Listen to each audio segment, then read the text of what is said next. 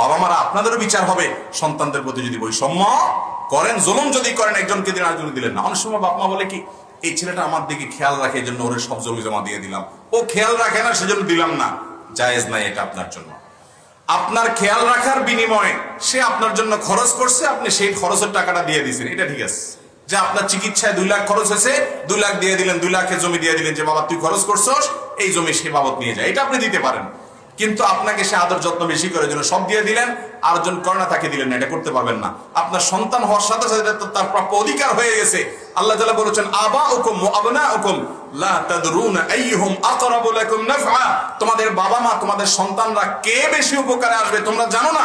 অতএব আল্লাহ যাকে যা দিতে বলেছে তা দিয়ে দাও, তোমার বুঝে আসুক আর না আসুক। এজন্য সন্তানদেরকে সম্পদ দেওয়ার ক্ষেত্রে বৈষম্য করা যাবে।